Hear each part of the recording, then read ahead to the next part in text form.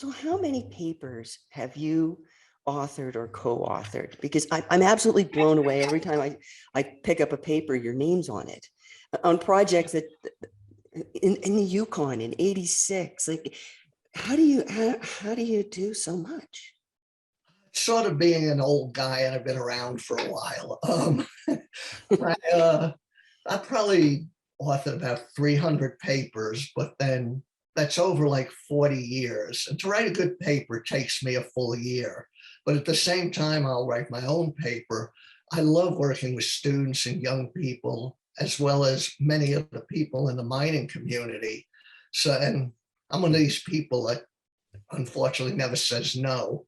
So I get involved with helping many people try to get their information out.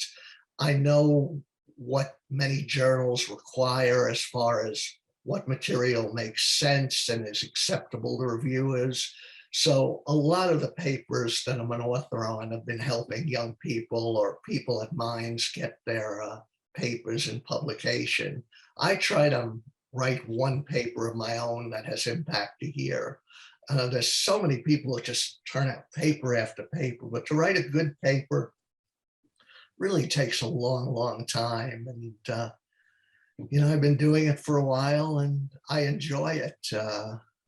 And And you travel a lot. You do a lot of site visits as well. yeah, once your name gets out there, early on in the 1980s, when I started studying these deposits, I was more a lab person, studying the geochemistry of these deposits, their isotopes, looking at the fluids that form these, trying to understand the models of these.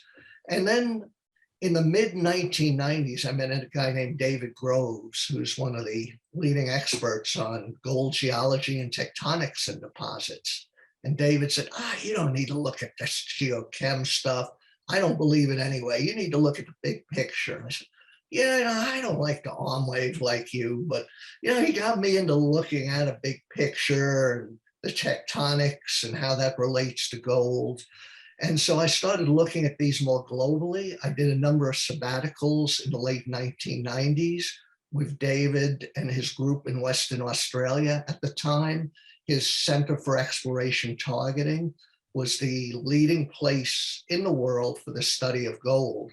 From about 1990 to 2000, the center there at the university had about 20 economic geologists all studying gold resources.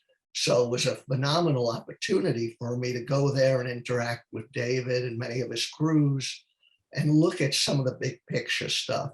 And from there, I got many invites elsewhere in the world to look at deposits in Africa. The Chinese Geologic Survey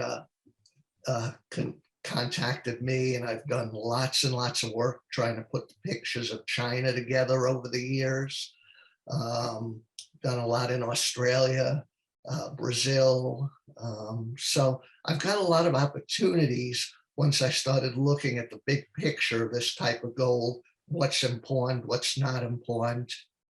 And it's opened a lot of doors for me. And I enjoy having friends in every country. You get off the plane, and not only is it fun to work, it's fun to see many of the people you know and hang out and have beers with them and things like that. So it's been a fun career.